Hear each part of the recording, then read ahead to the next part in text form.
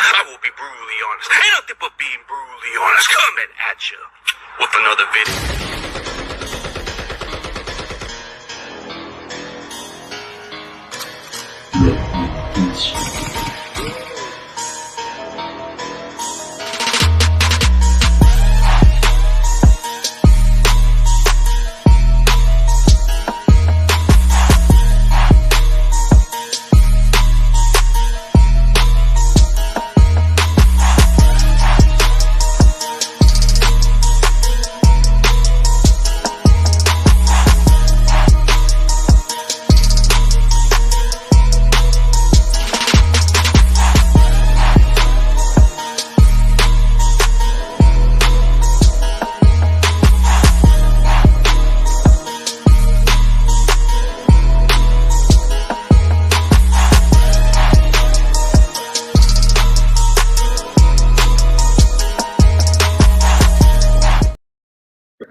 What is up? Let's welcome back the co-hosts like Bella.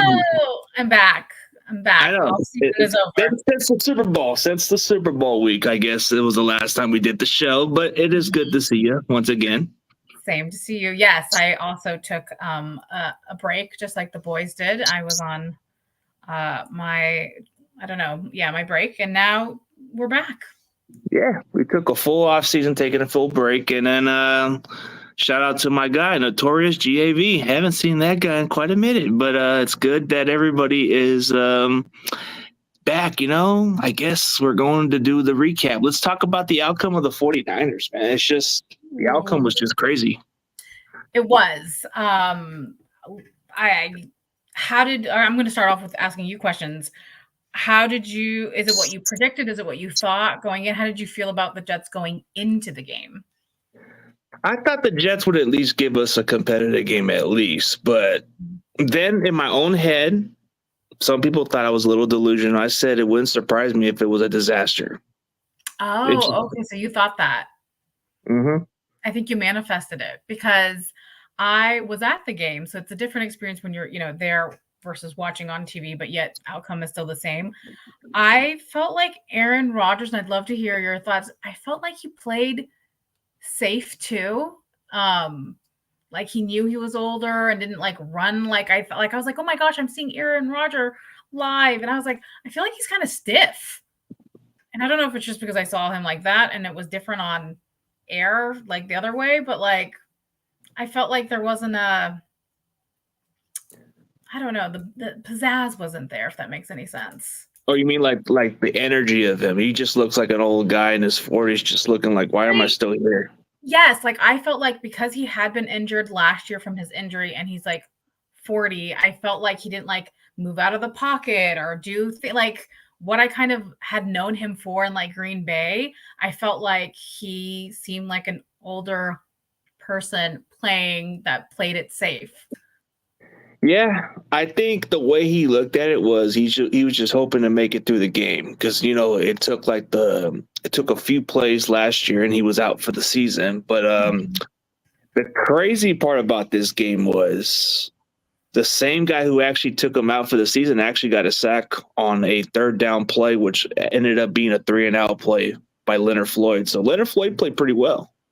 He did. Who do you think was the star on the Niner side of that show?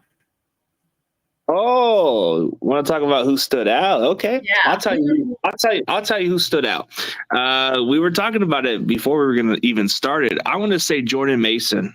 Mm-hmm. Jordan Mason I had a feeling, okay, so this was hours before we were playing the Jets. I said this on a hot take. I said Jordan Mason's going to have over 150 yards. And some of the other fans are saying you're delusional if you think that way. And I'm like, are you serious? Have you not seen how this kid plays? I said this guy's going to step up and play pretty well. I was a little off maybe by one touchdown and maybe 3-yard difference, but I still was close enough. You were. I think you kind of manifested that right there because that's really good. I didn't even know. And I found out a couple minutes, not minutes, or I looked at my phone and I found out Christian wasn't playing. And I was like, who's Christian's backup? And then I saw it was Mason. And I honestly didn't know what to think. So that's great that you already had high hopes for him. I was just kind of like, well, we'll see what happens with this.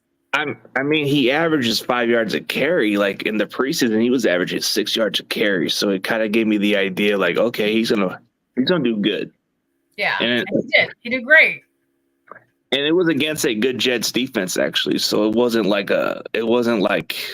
it just everybody kind of seemed surprised. But now those Christian McCaffrey fantasy football owners, now they're kind of living it. But we can talk about the Christian McCaffrey update. I mean, it seems like he's a limited practice today. Yeah, I saw that as well. Do you think? I would think it would be in the team's best interest to have him out next game too versus the Vikings, right? Yeah, I agree. Let him rest. We're gonna need him down the line, absolutely. So why don't we just keep Mason in it? I don't see why not. Yeah, I think that's as smart as it should be. But I didn't even get a chance to see what you said. Who stood out? I kind of just yeah. So okay, I think everyone's going Mason, and I understand why. I completely understand why. But you know who I picked? Who you I picked? know you know who I picked because I was harping about him all last season. I picked Moody. Ooh, so you picked the kicker. Okay. I really, Six really for six. Six Yeah, for six. I know. And I was like, because in my mind, honestly, I could talk about this and debate you all day. I get it. The plays and the throws and sometimes the most crucial when it comes to that game, when it's two defenses that are super tight and it's a game, it's the game, it's the kick. It's the kick that getting the points you need, even if it's necessary. Like those kicks were very crucial, but I felt like there were times he should have went for it on fourth down, but I'm glad it worked out for the better. Oh, let's throw in an extra sleeper. Well, Kyle Juszczyk actually almost had a touchdown. He actually had a pretty solid game. He did. Yeah, I was happy with Juice. He did great. Juice was cool. Oh, but let's throw another random guy who stood out. I'll throw another guy. I know this sounds like something that nobody talks about because I've watched the trenches a lot. So I'm going to say Dominic Puny played really well. Oh, he did. I was impressed by him too. He did really good. Weren't you talking about him in preseason? Yeah.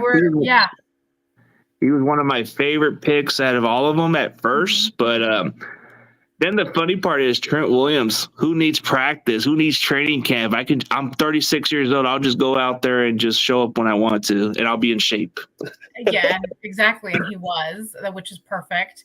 I didn't see that. I didn't see that Moody was voted the NFC Special Teams Player of the Week. Oh, he was voted. He was voted. That's like great. I think it was reported like hours ago today that he was. Nice.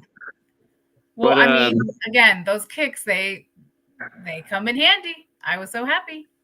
For those fans who were upset about it last year, I was one of them, but I had to admit he turned out okay. So I'm not gonna give him a hard time.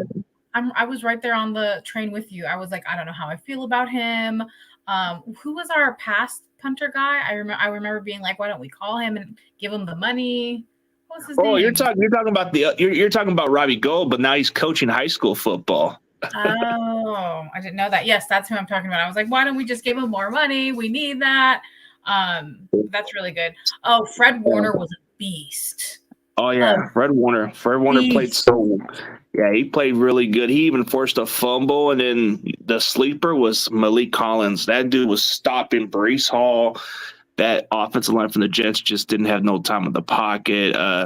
They call this guy the Punisher. Dominic Puny. I think he's going to be. I like it. Yes. Yeah. Fred Warner was pretty much everywhere. But I mean, as far as collectively, I just thought our running game was pretty good. Yeah. I think I saw Bosa miss a sack or two where I was like, come on. Or like he looked like he had potential, but he didn't follow through. Fred Warner just came out like, I'm a daddy now. I need them checks. I need to play good. I have a kid. I got to get him through college. That was big daddy energy. That's what Fred Warner was out there because he was everywhere. Yeah. There was a video of him where he was with his son, and I guess that's what he was talking about. Too cute. Yeah. Too cute. Yeah. We don't really need CMC until you know what, Kenny. Yes, I agree with that statement. I think let him rest and I don't know too much about the injury. Like I don't know the I like know how long it's I healed. know how the pain severity can be because I've actually dealt with something like this before. Like Achilles tendonitis can go up to like 3 to 6 weeks if you take care of it the proper way, but Mm-hmm. it can re-aggravate it depending on how. But from watching what the doctors were saying, it's not like Christian McCaffrey is playing defensive end towards the offensive line, so that's not going to be a problem. It's like if you give him at least a couple more weeks, like maybe a week or two, CMC should be able to rest up. But I wouldn't play. I mean, I don't think he's going to be playing the Vikings. I don't think so because the turf is bad. I would wait until maybe we play like, I don't know, like Christian McCaffrey. It's just you got to get him into the form a little bit. If he's going to be full, if he's a limited participated, it kind of leans signs maybe he could play, but I would try to be cautious. Maybe just limit his touches, make him as a decoy. Sure. But I wouldn't play him against the Vikings. I put that aside. I wouldn't play him on Minnesota. Do you think there's also a concern of for how long you're not going to play him if he ends up being rusty, or do you think he's an athlete? It's like a Trent Williams where it's muscle memory and he's good to go. Nah, I think the difference between Trent Williams is it's because the man's just trying to get back into game shape. I think when you look at McCaffrey, that type of injury can be a setback. It's happened with Dre Greenlaw. Mm-hmm. Greenlaw had this tendonitis on his Achilles, and we all knew what happened from there. That Super Bowl is what actually really hurted him. But you don't want to have that potential injury. But the chances are they're less risky. Yeah, but it's possible. Anything can happen, but it's not out of the picture. But look at all the comments. I know. Look at all the love that's happening between a couple of folks. Yeah, Kenny's one of them dudes. I don't think you're familiar with him, but he's one of those guys. And then we all know this guy from Wales. That guy is like he's a good guy. We all know Tommy getting work like a. I think he's talking about the defense. I think he's talking about that kind of mentality of the defense. That guy comes up with some funny jokes. House life in Wales. I love that. No. What else was I gonna say? Is Hufanga back next week or no? I think he's supposed to be because he's practicing. It's kind of leaned towards the right direction that he could play, but something's telling me that if we play him right now, it would be risky under that Minnesota field. I don't know. Right, because they're turf, right? Not grass. Is that you might not want to play Hufanga until maybe you play the Rams at best. Yeah. Yeah. And then the Rams, Jimmy is their backup, right? He's not starting. Who's is it Stafford? Who's the Rams quarterback? Stafford's playing, but the Rams are actually dealing with some significant injuries, especially with their offensive line and their receivers. I believe their receiver is placed on injured reserve right now, so that means he's going to miss at least 4 weeks at the max. And the good news is we don't have to play him. So the only challenge, the thing that makes us more, I think we're more than capable of going 4-0. But this Vikings team seems like a trap because we haven't won in Minnesota since 1992. So that's like, can we get out of this trap?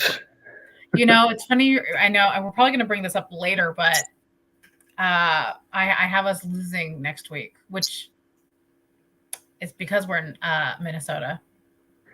Oh, so you actually had this game coming up as a defeat. Okay, I can understand where you're coming from because it's the streak in Minnesota is just like we haven't got over the hump against Minnesota.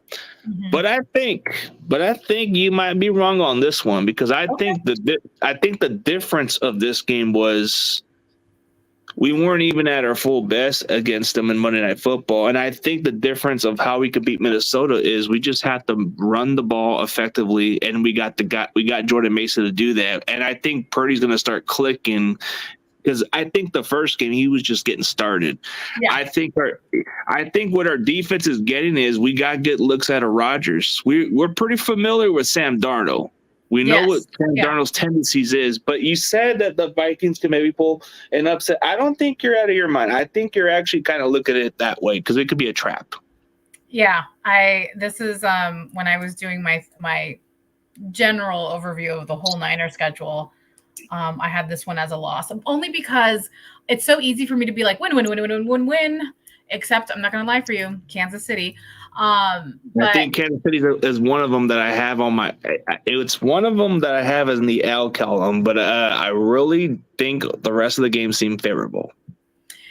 I see that, but I was also like, I'm okay if we take it in the beginning and then we like readjust and keep going from there.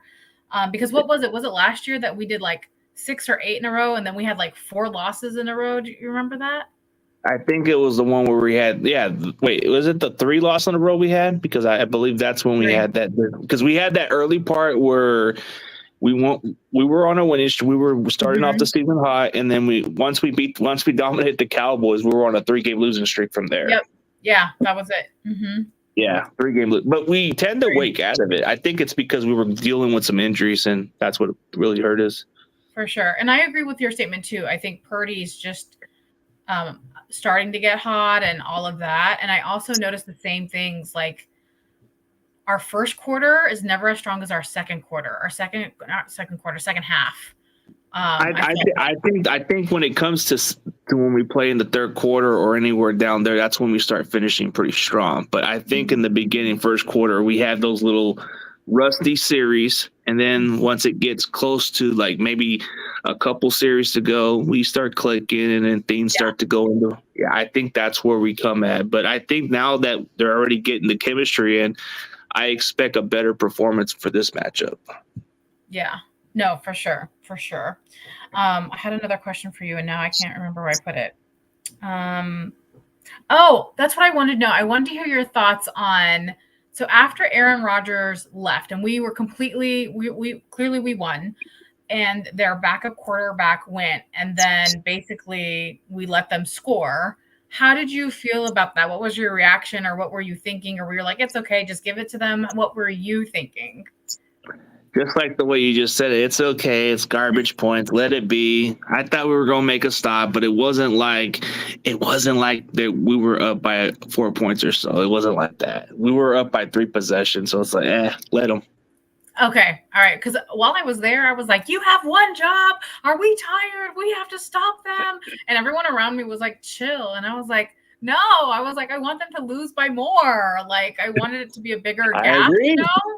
I agree. We should have made the stop, but you know what? They got the garbage points. That's all it is. Yeah, that's true. Like the pity points, right? Yeah, well, whoever had Alan Lazar in that fantasy football league, they had some pretty good points. The ones who were upset about Christian McCaffrey, you should have picked up Jordan Mason as soon as possible. And if you didn't get Jordan Mason, then you missed out on those points. Yeah, absolutely. Do you do fantasy? Yeah. I actually won this week. I had Deebo Samuel in one of my lineups. Raheem Mostert was hurt, and he only gave me 3 points. And then I had Tony Pollard. This one's you're probably gonna find it surprising, but my quarterback is Tua. Oh, okay. Yeah, and then I got Jalen Waddle, and then I got I think I got a couple other receivers, but I got that Gibbs guy from the Lions. He did pretty well. Okay, that's cool. Excuse me. Yeah, the Eagles defense was like didn't do so well. The Eagles. I'm trying to think. Oh, they played in the Brazil game. Yes. Yeah, they did, but it kind of seemed like I only got 5 points out of the Eagles defense, which was Oh, it happens. Do you have a game? I know this is Niner talk, but was there a game this week that stood out to you, or a play, or a quarterback, or a player, or anything? Was there a game that I watched that really stood out? I had to say that Sunday Night Football was kind of impressive, even though when the Rams were dealing with injuries, I don't like the Rams, but I had to say that the way how Stafford responded with the offensive line injuries and no Puka, they still were able to play into this game into overtime. So yeah, there's times I will give credit, but I don't like the Rams. But I'll say that that was kind of impressive how they came from a 13-point deficit and made it go into overtime. Yeah, I mean, you're going to give credit where credit's due, and I think that's a good sports person you should do. So okay, very good. I like. Awesome. So which other game stood out to you? You know, what did I watch? I know I had other duties, so I was like in and out of games. I did watch the Lions game too. I watched some of the Brazil game because that was on Friday. I remember being like, wait, there's Thursday and Friday now. Oh, I watched some of, because I have the Red Zone thingy. I had to watch Dallas because Dak getting that contract was just wild to me. That was the thing. On Sunday, did anybody else notice this? I felt like no games had even started yet. And my thing was going crazy about Kendrick Lamar as halftime. What's his face? Tyreek got pulled over. Yeah, Tyreek got this contract. Russell Wilson's not playing. Like, it was like crazy. And I was like, no games have even started yet. And it's madness with like everything that's happening in the football league. So yeah, that I saw a little bit of the Dolphins. I don't know. It's always week one. I'm always like never impressed by anything really because week one. Yeah, week one is usually like sometimes those bad teams tend to beat the good teams sometimes, and then they go into reality. But like, I think the fact that the Patriots beat the Bengals was like a fluke win, in my opinion. I don't know how the Bengals were that sloppy. I actually did expect the Chargers to pound the Raiders, and I've told the Raider fans. From the get-go, I say, hey, don't underestimate this Jim Harbaugh team. This team's going to play hard, and they did. Yeah, that makes sense. I was sad about the Ravens losing to the Chiefs because I dislike the Chiefs very much. So that made me sad. I started off the week like, damn it. All it took was Isaiah Likely making that catch, but then Lamar was a little inaccurate. Like, what was so hard about that pass that he should have gave the ball to? I mean, it was like, if I was a Ravens fan, I get it, but Lamar is not as accurate of a quarterback as everybody thinks he is, man. It's just like when he needs to throw the ball, the receiver was wide open. He threw it right towards him, and he just didn't complete it to him. It was like he missed on that throw. Yeah, no, I agree. I like this question where you're saying more international games. Where do you think the NFL should play else? Like, what other countries do you think? I mean, you get a lot of that in the UK, of course, but I don't know. Like, I think there's other games in the international that I would probably be okay with. Like, I wouldn't mind the Mexico games. They seem pretty cool. Yeah. So they need to have some games in Canada, like maybe in Toronto or Winnipeg or Vancouver. They need to have something like that.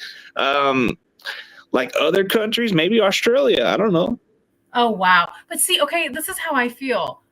Let's say they had an Australia game. Okay, is this like at the beginning of the season, right in the middle? Because that travel and then coming back, unless you have a bye week after, that's brutal. It would be brutal, yeah. That's why I think for some players, it would be brutal for them to travel because of the time zone and because of their body part wouldn't be accustomed to it. Yeah. Absolutely. So I think the international thing is cool. I think it's whatever team is playing actually has a disadvantage for one playing there and then one coming back. I think there's a disadvantage to it. I think you want to be the team that doesn't have to play internationally, even though it's cool. I guess it's a great experience, but not for the players. I think for the fans, but not for the players. I mean, but for the international fans, it's good for them. I'm not saying nothing, but I guess Wales has a stadium with 82,000 capacity. Let's have a Super Bowl there. That would be something. Then that gives them 2 weeks of the preparation. Yeah, that would be fine. The Super Bowl there, 82,000 is incredible. That's Or I mean, massive. I think that would probably be the best wise choice for some. Like, I don't like the part where they have to travel from the season. Maybe for Super Bowl they could have some of those games internationally. Like who wants to see a Super Bowl in another country sometimes? Like sometimes you want to at least try to get the international fans excited too. I think if they had it for like the Super Bowl part, I'm cool with that. Like, Yeah. I don't mind if they had something like that, but I just think we just take too much pride into the stadium and we want to make sure we have those Super Bowl games at home or something like that. But I think guess, I think it would be nice to have one international Super Bowl just so everybody, and it would still be a broadcast or live anyways. Yeah, and I agree with you because with the Super Bowl, you do have that 2-week grace period, anyways, right? There's a bye. Yeah, and it gives you better preparation. Yeah. Yeah. So I actually think, I don't know, we need to get the NFL commissioner to listen to us because I think it's a great idea. Yeah, and it gives these players at least the 2 weeks to be ready, and they can have that 2 weeks to, and they don't have to have any they can adjust to the environment by then. So, and then they have their practices; they'll be in good field condition, and there won't be no issues. Yeah, I honestly think that's great. Yeah, I just think the season part just seems more kind of complicated for some of them. Yeah, I couldn't agree more. I think it's ridiculous, to be honest with you. I think it was great that we did Brazil. I think that's awesome. And like you said, but I heard the environment's pretty bad over there. I heard it's pretty bad over there. They had to tell the players not to go there. Oh, really? Well, I mean, we all saw what happened to Ricky. He can't even go to San Francisco, and that's here. Okay, you want to throw in that Ricky Pearso? Let's throw it out there. Okay. You know what? I was really hoping to somehow see him play when I went to this game. I was really disappointed that I didn't get to see him in action. But I will have to wait. Yeah. You know what's so bad about Brazil? Well, it's cool that they had a game out there, but this was the worst. That their turf was worse than MetLife Stadium. Like, even the referee twisted his ankle, and you know what the worst part is? The Packers starting Jordan Love got injured. Yeah, I saw that. That's horrible. Yeah. I mean, maybe the country's nice, but not like somewhere where you want to play at. I don't know. It's like, wouldn't it be kind of funny if they had another international game in South America, but it'd be in Venezuela or somewhere down like Colombia or some kind of weird country. But it'd be kind of, I don't know. Like, they're even thinking about Iraq, and I'm like, no, I don't know about that. No, I didn't hear that. I didn't know they wanted to do that. That's just because the travel time. The travel time. Yeah, like it's like saying, what's the furthest? Japan, or is it Australia? Is that one of the furthest from? I think the furthest they went to was Japan. Like, they went to Japan for a preseason game where the Niners and Broncos played. That's insane. That moment between oh my gosh, yes. Who's saying this? Yeah. Yes, I cried. I literally was like, "What's going on with me?" Like, I cried. It was a very touching moment. And then there's a part where you also saw his dad was talking to the officer. Yeah, and he was like thanking her for that and all that stuff. And I think they were rewarded. Like, even the doctor was rewarded. The jersey was signed by him, and then she got the same thing. Yeah, she got something. So that tells you how much valuable it means to do something. Like, he thought he was going to die. And she said, no, you're not. Yeah, but how? I mean, I'm sorry. I saw the footage of him just getting up and walking into the ambulance. I was like, wow, you got shot, and you literally, because I would have not been able to stand up at all. Well, yeah. And then less than 48 hours later, he goes to the team's facility and goes work out. Who does that? I would have just recovered. I would have just recovered for a while and then come back when I'm at full health. But no, this guy does not look human. No, absolutely not. And I think it was his birthday too. I think they said 99. Yeah. So very touching. I mean, I'm glad he was okay and it didn't go horrible. I just kind of felt like I wish, like, didn't his people tell him like to take off jewelry and stuff in San Francisco? Like, I kind of was like, where's his people to tell him, like, we don't walk around with stuff like that. Even in our cars, you take everything out. You know what I mean? Maybe he wasn't getting the heads up about it. Maybe he was just like not, because for some guys they don't get too close with the teammates all the time. They're like, when they first come in as rookies, they usually are just by themselves sometimes, and they usually have to get adjusted to the environment that they're at too. So they have to get active. Yeah. It's funny how people were calling Pearsall a bust. I just think it's too soon to call a guy a bust. I mean, yeah, he was injured throughout the offseason, but he's kind of been making strides. I mean, I don't know. It's kind of hard to call a player a bust when he hasn't even seen the field just yet. Yeah, I would say it's too early as well. I mean, I understand there have been players that have been, for sure. But I think it's way too early to judge him. I mean, isn't he even out? He's not playing next week. Isn't he out for a couple more weeks? No, he should be back by week 5 because they have him placed on the non-football injury list. But even by then, he should be cleared to go anyways. And the funny thing about it was, he even told Kyle Shanahan, telling him, "Hey, I can go out there, I can play."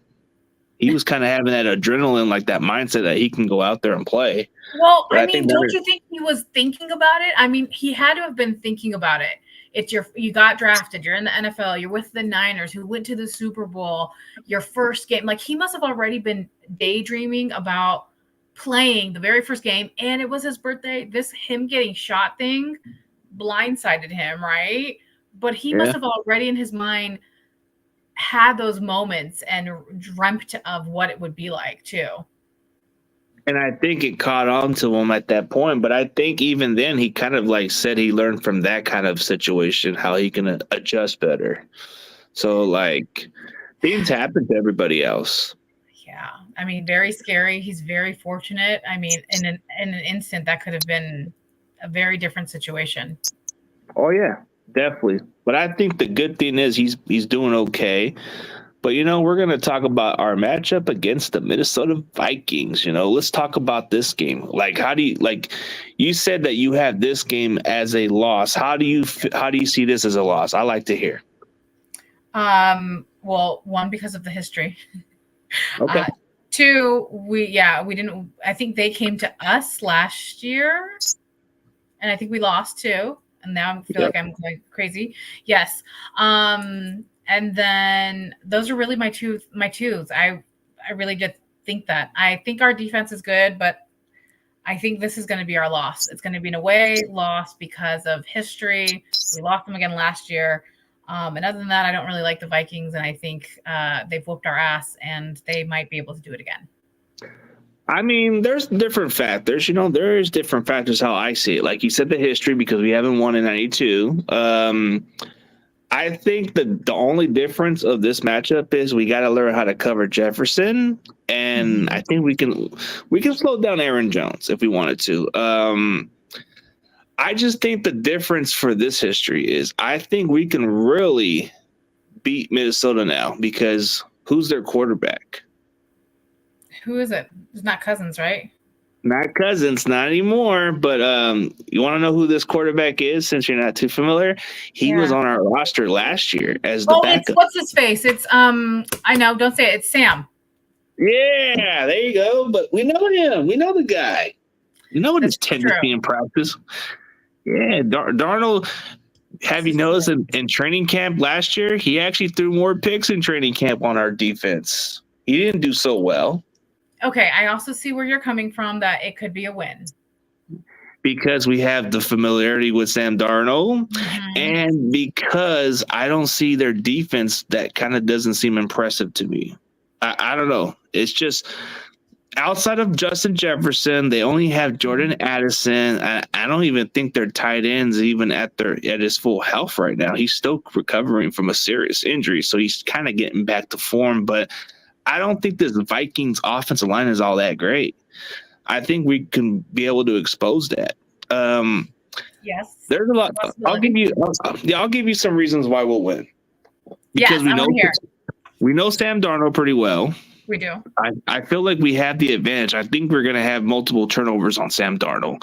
I think if we're able to slow down Jefferson by covering him at that point and limit those yards, I think we have a far better chance. I don't think it'll be a close game. I think this is the kind of game where we're going to blow out Minnesota. Okay. We don't need Christian McCaffrey. We're going to steamroll. We're going to use Jordan Mason. Jordan Mason's going to have a great game at this point where they're going to have to give the ball to Garendo. That's just how confident I feel about this matchup. Okay. I like what also Notorious said about will the extra day of rest for the Vikings be a factor? And then, yes, coming off of a short week and flying across that was another thing I did think about. Thank you, Tommy. I did think about that too. I was like, short week. It's a short week, but we still have the guys to travel. I think it's not going to be much of an issue. I think the Minnesota Vikings having that extra might be a beneficial for them, but I don't think it does because if we know how they're playing, if we know their tendency, we're going to be able to stop them. So I think what you give the Vikings the advantage of is because we got to cover Justin Jefferson.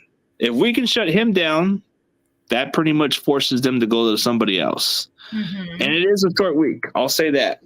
But I don't think a short week stops us from winning. We were still on a short week on those other games, and we still were able to manage it.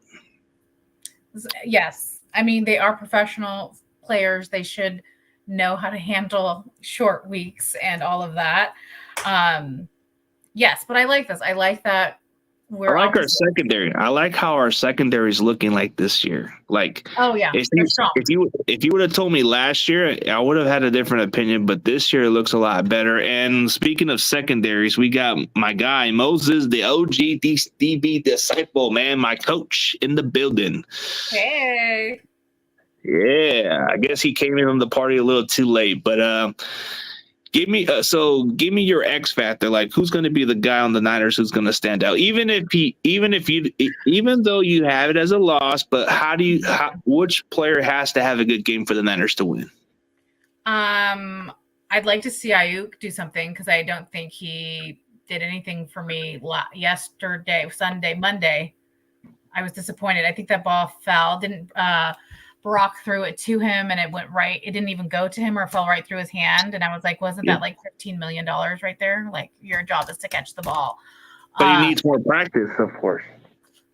So I think for me, BA, I would like to see BA do a touchdown or something. Like, I want to see my money's not my money. I want to say the money's worth of BA. You want to see Brandon Ayuk have a great game. So I want to see this guy get 100+ yards and a touchdown so he can silence us for once because he ain't worth $30 million. I'll agree on that part. Yeah, thank you. That's what I need or what I would like to see. So it's BA for me. What about you? Okay, my X factor for this game. Let's see. Everybody keeps saying that Brock Purdy needs these kind of weapons or all this stuff. I want to say Brock's going to have a good game. I say he's going to have a monster game against this Minnesota defense, but everybody's been sleeping on this one player. And I'm going to sound biased on this guy, but I'm going to say Jawan Jennings. He had a good game. Yeah, he's gonna okay. So outside of Brandon Ayuk, if Ayuk doesn't stand out, I think Jennings is gonna have a good game. Yeah, I think he's great. Yeah, I really, really like Jennings. Yeah. Yeah, but then you look at Notorious, he's gonna keep saying the juice all the time. The juice is his sleeper, his guy. Okay, let's see if Kyle Juszczyk can do it again. Yes. Well, let's hope so. I mean, I also heard isn't he the highest paid fullback in the league? Yeah, which is not too much, but still one of the highest paid fullbacks so far. But yeah, that's awesome. Well, you have a score. Oh, okay. Score prediction. Okay, I'm gonna say 35. Ooh, I'm writing it down for next week. Okay, I want to say 35 to. I'll say 35-17. We're gonna dominate the Vikings. Okay. Sounds a little corny, but I think we could. Okay. And we will see next week. Okay, so what's your score? I know you have it as an upset. What's your upset score? Do. And it's a low score. I don't know why, because now I'm rethinking it of like we always do get up in the 30s. So maybe I should readjust this. I initially did 24-21. That seems kind of reasonable. Okay, that seems fair. So I'm It just would, gonna it stick with would, that. if the Vikings defense can hold up, I think that's reasonable of a score. Yeah. So I'm gonna write this. So the next week we shall chat about that. That was our score prediction, and then you have Niners winning. I have Niners losing. Cool. Yeah, that's okay to be realistic about it. But Notorious, I'll probably talk with Moses another week, but we'll get something done soon. I think we pretty much covered everything, so we'll definitely see you guys next week. It was a blast. I know we got some stuff to do, so hopefully you guys enjoy our thoughts, and we'll definitely get something next week. We'll be back next week, everyone.